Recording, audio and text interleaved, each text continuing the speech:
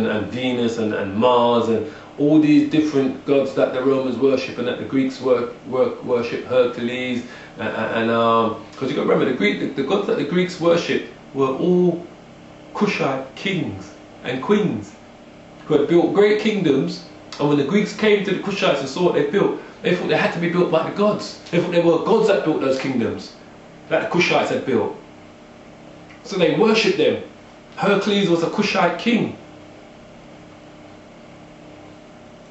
And all of the gods that the Greeks worshipped were all Kushite kings and queens. Zeus was a Kushite king. All of them.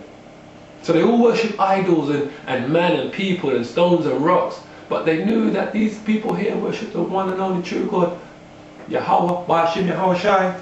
They knew. We're going to go to Hosea chapter 8 verse 8. And let's go to New Testament first. Ephesians 2 and 11. Ephesians 2 and 11. Okay. Ephesians chapter 2 verse 11.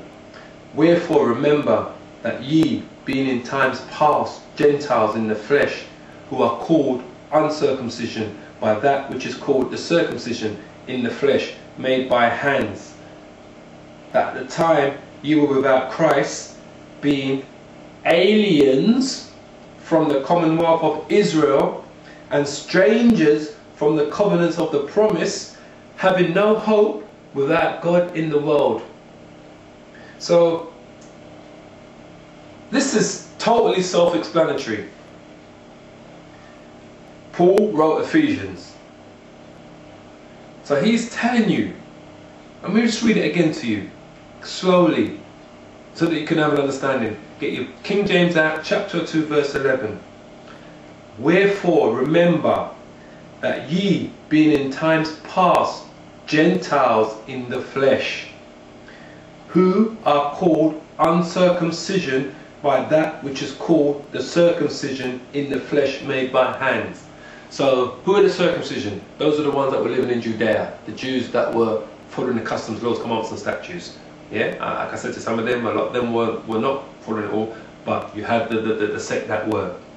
Now these were the circumcision that looked at those that were called Gentiles. They called them Gentiles. They knew they were Israelites, but the circumcision, the Jews called them Gentiles, called them the uncircumcision, because they probably didn't even practice circumcision. But it was a metaphor as well to say the circumcision were the people practicing the law, commandments, statutes, and living in the land of Israel, in Jerusalem, while the uncircumcision were the Israelites that were living amongst the other nations as Gentiles, but did not practice the laws, commandments and statutes.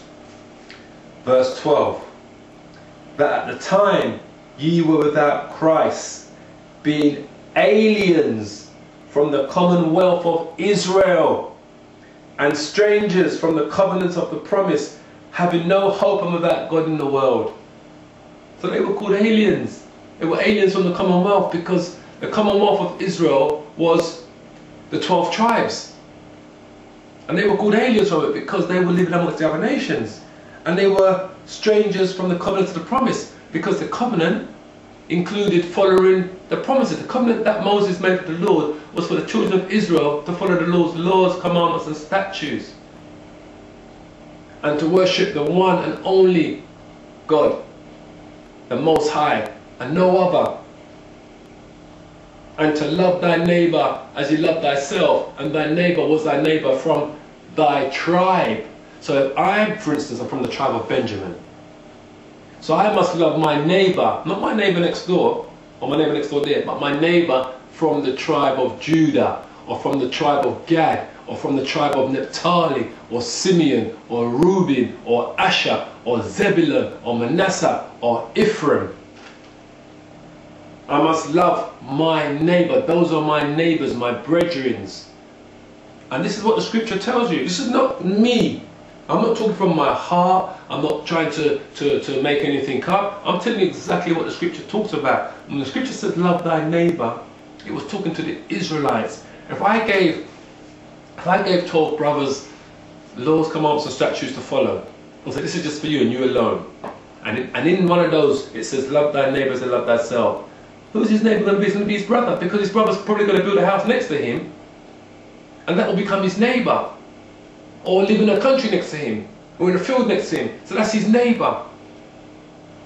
It was because these laws were given to the children of Israel, nobody else. So that's what we must categorically understand. That the laws, commandments and statutes that the Lord and the Most High had passed down to Moses. He said, Moses, go to the children of Israel and read these out and give them to the children of Israel. And if the children of Israel follow these, they will not be like how they are today, dispersed, scattered, living amongst the other nations and not knowing who they are. Okay, let's go to Hosea 8 and 8. Hosea, Old Testament. We'll start in between, is it Micah? No, before the first one. Hosea 8 and 8.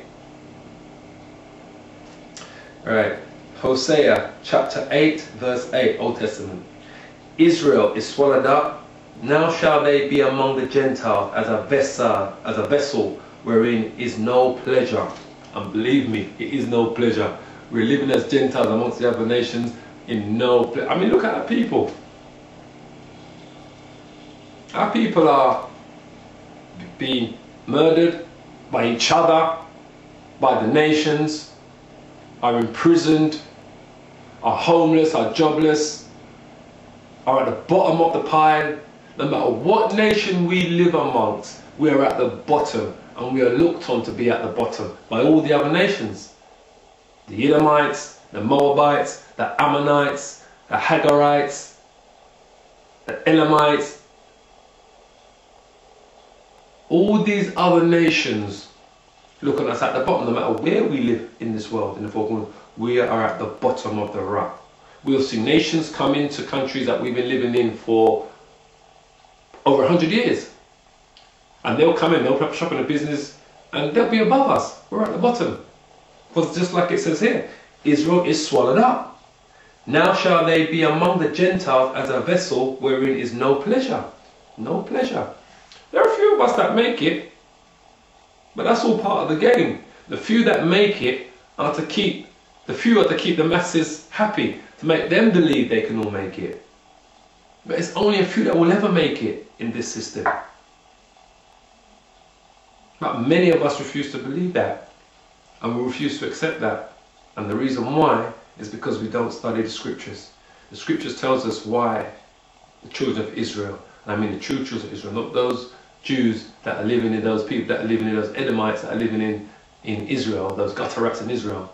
I'm talking about the true children of Israel, the ones who the Lord is coming back for, to gather from the 12 corners of the 4 corners of the earth.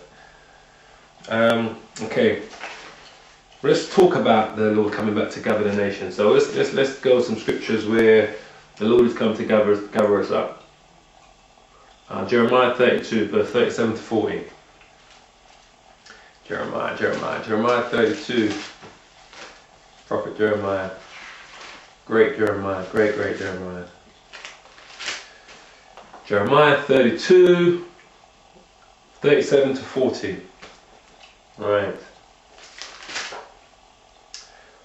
Behold, this is the Lord speaking to Jeremiah. Behold, I will gather them out of all the countries whither I have driven them, in my anger and in my fury and in great wrath, and I will bring them again into this place, and I will cause them to dwell safely, and they shall be my people, and I will be their God, and I will give them one heart and one way, that they may fear me forever, for the good of them and of their children after them. And I will make an everlasting covenant with them, that I will not turn away from them to do them good, but I will put my fear in their hearts, that they shall not depart from me. So this is the Lord telling Jeremiah the prophet to go and prophesy this to the children of Israel, because in the last days this is what's going to happen. We are coming to the end of our punishment.